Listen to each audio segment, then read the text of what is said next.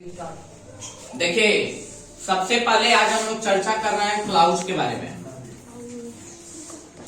आप लोग जानते हैं कि सिंपल, कॉम्प्लेक्स और कंपाउंड सेंटेंस को जानने के लिए सबसे पहले क्लाउड की आवश्यकता है। तो क्लाउड है क्या? What is cloud? क्लाउड हम ऐसे शब्द को कह सकते हैं जिसमें एक सब्जेक्ट और एक फाइनाइट वर्ब हो। एक सब्जेक्ट और एक फाइनाइट, ऐसे वाक्य को क्लाउड कहा जा सकता है। लेकिन ये क्लाउड सिर्फ मीनिंगफुल हो सकता है।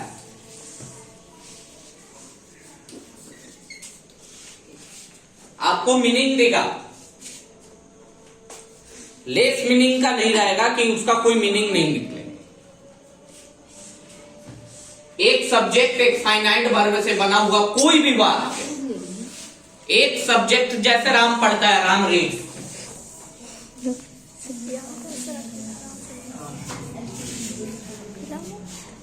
एक सब्जेक्ट एक finite verb, that is called the cloud. अब इसमें लड़का ऑब्जेक्शन डाल सकता है कि सर ये तो एक वाक्य भी है, this is called a sentence. हम इसको क्लाउड क्यों बोलेंगे? हम इसको तो वाक्य भी बोल सकते हैं। राम पढ़ता है एक वाक्य है, yes, this is called the sentence, but not give the complete sense. Sentence मतलब आप क्या पढ़े हैं कि जो अपना कंप्लीट सेंस को दे, सिर्फ मीनिंग को नहीं दे। सेंटेंस मतलब क्या? वाक्य मतलब क्या? जो अपना कंप्लीट सेंस को दे, जिसका बात हम पूरा तरीका से समझ पाए। लेकिन यहां सिर्फ आपको मीनिंग निकल रहा है, तो अर्थात हम कह सकते हैं कि यह सेंटेंस है, ये सेंटेंस है। लेकिन एक सेंटेंस में हमेशा क्लाउड मिलेगा, लेकिन ये जरूरी नहीं है कि प्रत्येक क्लाउड में सेंटेंस मिलेगा। This is a big difference between sentence and cloud. ये एक सेंटेंस है, आपका कहने का बिल्कुल सही मतलब है कि सर ये एक वाक्य है, और हम भी इस बात को मान रहे हैं। लेकिन इस बात को ध्यान में रखिएगा कि प्रत्येक सेंटेंस में, प्रत्येक वाक्य में आपको क्लाउड जरूर मिलेगा, लेकिन प्रत्येक क्लाउड हो, प्रत्येक क्लाउड सेंटेंस हो, ऐसा कोई कंपलसरी नहीं है। यही दोनों में बहुत बड़ा अंतर है कि प्रत्येक क्लाउड सेंटेंस हो सकता है, लेकिन प्रत्येक सेंटेंस में क्लाउड हो सकता है, लेकिन प्रत्येक क्लाउड सेंटेंस हो भी सकता है नहीं, नॉट बी कंपल्सरी। ऐसा बहुत क्लाउड आता है जहां कंप्लीट सेंस मिले, देखते ही आप समझ जाए कि ये कंप्लीट सेंस दे रहा। लेकिन ऐसा बहुत क्लाउड आता है जहां आपको कंप्लीट सेंस नहीं मिले, लेकिन मीनिंगफुल जरूर रहेगा। जब तक वो मीनिंगफुल नहीं हो, that is not called the cloud, उसको क्लाउड नहीं कर सकते। मीनिंगफुल जरूर रहेगा, उसका कोई ना कोई अर्थ जरूर निकले। यही सबसे बड़ा अंतर है कि सर हम क्लाउड किसको कहेंगे। अब आते हैं, क्लाउड को दो भागों में बांट दिया गया है, इंडिपेंडेंट और dependent. Clause are two types, first independent and dependent. Independent को आप मेन क्लाउड भी कह सकते हैं, और डिपेंडेंट को आप सबऑर्डिनेट भी कह सकते हैं।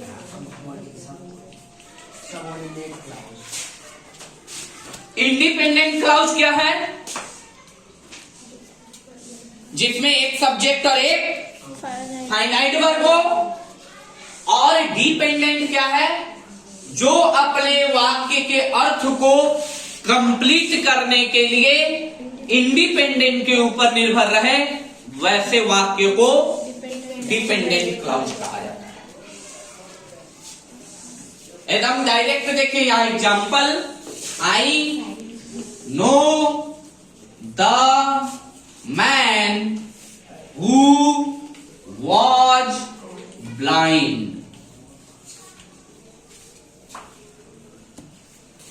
सभी कोई नोट्स रेडी कीजिएगा। आई नो ये कंप्लीट सेंस दे रहा है ना, जिसमें एक सब्जेक्ट और एक फाइनाइट वर्ब है ना। So that is called the independent clause. अभी हम बोले इंडिपेंडेंट क्लाउज हम उसको कर सकते हैं जिसमें एक सब्जेक्ट और एक फाइनाइट वर्ब हो, तो that is called the independent clause है। लेकिन हु वॉज ब्लाइंड, जो अंधा था। मैं उस आदमी को जानता हूं, आई नो दिस मैन कर लीजिए, तब यहां मैं उस आदमी को जानता हूं जो अंधा था। तो किसको वो जान रहा है? जो अंधा था।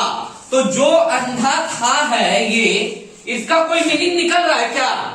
यदि हम डायरेक्ट ये दे, इतना दूर हम छिपा दें, हम डायरेक्ट ये दे हु वाज ब्लाइंड, तो इसका कोई मीनिंग निकल रहा है? कौन? आप बोलेगा हु वाज ब्लाइंड, अब तो आप बोलेगा कौन सर?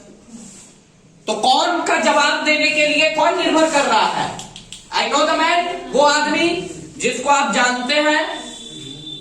हु वाज ब्लाइंड का तुलना किससे हो रहा? उस आदमी से हो रहा है जिसको आप जानते हैं। तो ये अपना अर्थ को पूरा करने के लिए इसके ऊपर डिपेंड है।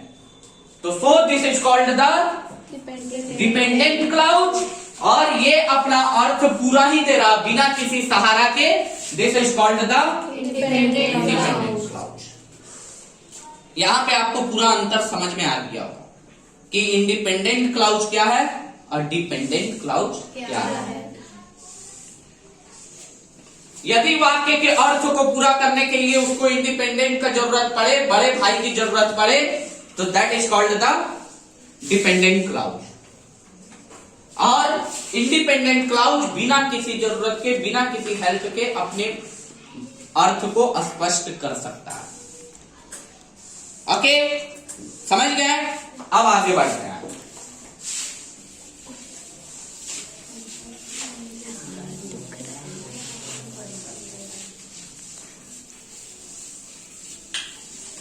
देखिए, हमको डायरेक्ट क्लाउज आपका चैप्टर में है नहीं, है सिंपल, कंपाउंड और कॉम्प्लेक्स। तो सिंपल, कंपाउंड और कॉम्प्लेक्स को बताने के लिए आपको कंपाउंड की क्लाउज की जरूरत पड़ेगी। Without clause you does not solve the simple, complex and compound sentence. You can not solve. Okay, तो अब आता है डायरेक्ट क्लाउज। आप पढ़ लिए। अब क्लाउज का भी रिएक्शन होता है। ये कहीं कहीं नाउन क्लाउज के रूप में काम करता है, ये कहीं कहीं एडजेक्टिव क्लाउज के रूप में काम करता है, और ये कहीं एडवर्ब क्लाउज के रूप में काम करता है।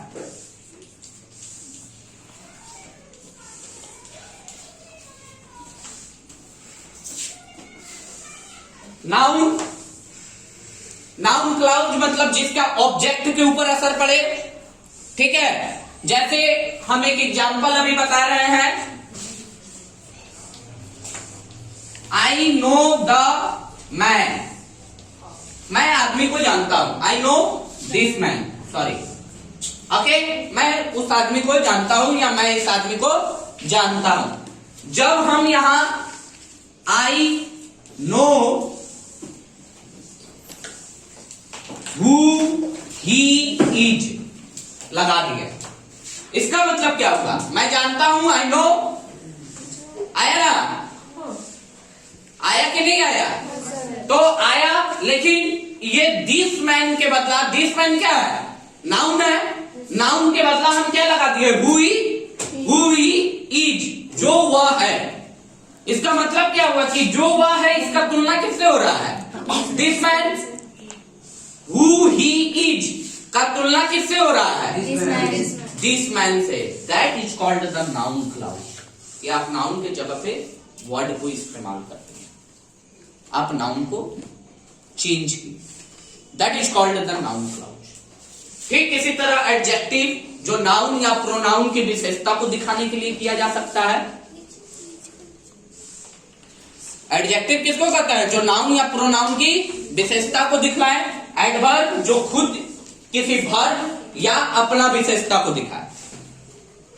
वर्ब की विशेषता को दिखाने वाले शब्द को एडवर्ब कहते हैं, यही तो ऐसा टेंस ऐसा मोड पे भी आ सकता है। अब आपको एक छोटा सा एग्जांपल की तरह ये समझाने की कोशिश की कि देखिए ठीक यहाँ पे है और ठीक इसका जगह पे यही चीज आ रहा है, लेकिन सिंपल सेंटेंस में अभी हम आपको एक चीज बताएंगे। इसी एग्जांपल के तहत अब हम चल रहे हैं सेंटेंस के ऊपर। सेंटेंस कितने प्रकार के होता है? मेनली 4, लेकिन आपको अभी सिखाया जा रहा है 3। चौथा होता है मिक्स्ड।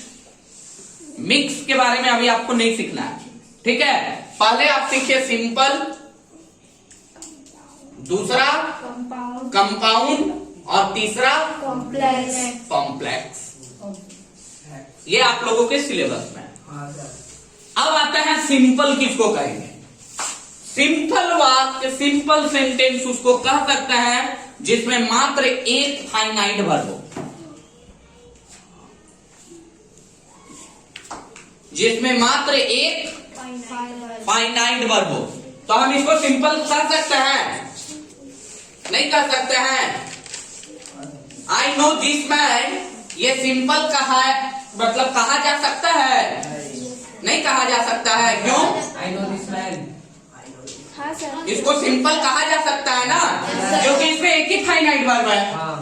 और अभी हम आपको बता रहे हैं कि सिंपल सेंटेंस वैसे सेंटेंस को कहा जा सकता है कि जिसमें मात्र एक ही फाइनाइट वर्ब हो या एक इंडिपेंडेंट क्लाउज हो। एक ही इंडिपेंडेंट क्लाउज है ना, दो है क्या? नहीं है। तो इसको हम लोग ऑब्वियसली सिंपल सेंटेंस कर सकते हैं, ऐसे ऑब्वियसली कर सकते हैं, कोई दिक्कत नहीं है, ठीक है। कंपाउंड किसको कहेंगे? कंपाउंड वैसे सेंटेंस को कहेंगे जिसमें पहला ट्रिक दो इंडिपेंडेंट क्लाउज हो, दो या दो से अधिक इंडिपेंडेंट क्लाउज हो और दोनों एक दूसरे के ऊपर आश्रित हो। पहली घटना के अनुसार ही दूसरी घटना आश्रित हो, वैसे वाक्य को हम लोग कंपाउंड सेंटेंस कहेंगे। जिसमें दो या दो से अधिक इंडिपेंडेंट क्लाउज हो, वैसे सेंटेंस को हम लोग कंपाउंड कहेंगे। अब जैसे एग्जाम्पल आ सकता है, क्या बोले हैं कंपाउंड का एक एग्जाम्पल बोलो। The night was dark. The night was dark. And we did not. हाँ, We did not. was dark and We did not know the way. did not Know the way. know the way। देखिए बहुत बढ़िया example है। The night was dark and, अभी हम बोले कि compound sentence में या तो कॉमा आएगा या तो कोई कंजक्शन आएगा। कंजक्शन किसको कहते हैं? जो दो वाक्यों को जोड़ता है। एंड, और, बट, ऐसे ऐसे वाक्यों को पार्ट्स ऑफ स्पीच में आप लोग को बताया गया था कंजक्शन, ठीक है। हाँ, कंजक्शन, इंटरजक्शन बताया गया है ना।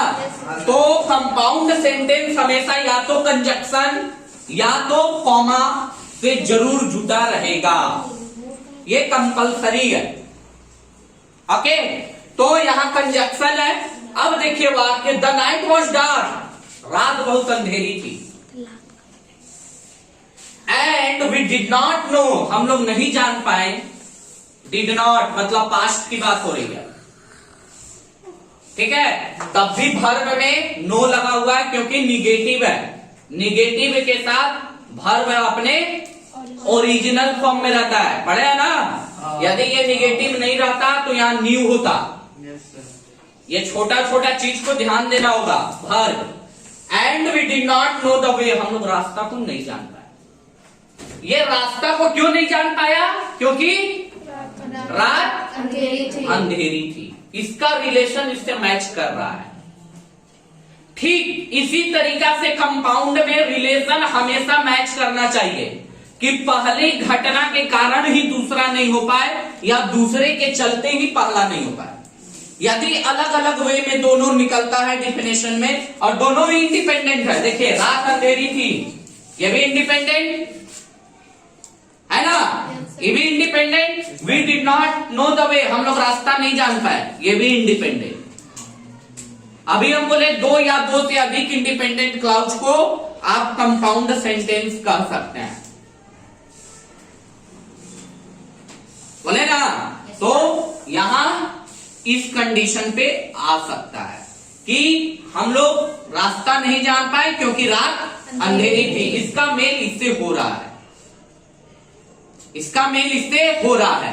जिसका मेल यदि ऊपर वाले से हो तो आप उसको कंपाउंड कह सकते हैं। ठीक एंड है ना, हम एंड लगा के और एक वर्ड दे रहे हैं, देखो इसको कंपाउंड तुम नहीं कह पाएगी, वहां पे ये कंपाउंड है, लेकिन देखिए I am sitting, I am sitting and he is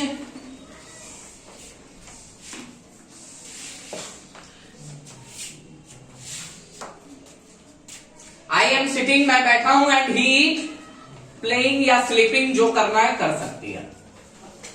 क्या ये दो, यहां भी एंड लगा हुआ है, यहां भी एंड लगा हुआ है, तो क्या ये एंड ये भी एंड क्या कंपाउंड सेंटेंस हो सकता है? नहीं हो सकता है, बिल्कुल नहीं हो सकता है, क्योंकि यहां दूसरे वाला का पहले से कोई रिलेशन ही नहीं बन रहा है कि मैं बैठा हूं और वह सो रही है, रिलेशन बन रहा है, तो that is not called the compound. अब देखो रिलेशन बन रहा है, यू विल किल मी और आई विल किल यू, बन रहा है रिलेशन। तुम मुझे मारोगे तो मैं भी तुम्हें मारूंगा, ठीक किलो का रिलेशन बन रहा है। हाँ सर। और दोनों इंडिपेंडेंट रिलेशन भी बन रहा है, that is called the compound. लेकिन ये कंपाउंड नहीं है, ये कंपाउंड नहीं है। नो सर, बीट होगा ना सर, बीट होगा ना क्या सर, बीट होगा ना सर, बीट कील हाँ जो भी है, हम एग्जाम्पल समझा रहे हैं, ठीक है। तो इन लोग का रिलेशन बन रहा है, तो इसको हम कंपाउंड कर सकते हैं, लेकिन इसका यहाँ कोई रिलेशन ही नहीं है। तो बहुत चलाक चलाक लड़का क्या करता है, अरे सर हमको बताए हैं एंड जहां है वो कंपाउंड होगा, नहीं, ये भी देखना होगा कि रिलेशन बनना चाहिए, कंपेयर होना चाहिए दोनों में, ठीक है। और कॉम्प्लेक्स सेंटेंस, कंपाउंड तो समझ में आ गया आप लोग को। कॉम्प्लेक्स सेंटेंस जिसमें एक इंडिपेंडेंट और एक डिपेंडेंट क्लाउज हो, एक इंडिपेंडेंट और एक डिपेंडेंट क्लाउज हो, वैसे वाक्य को कॉम्प्लेक्स सेंटेंस कहा जा सकता है, जैसे ये कॉम्प्लेक्स है।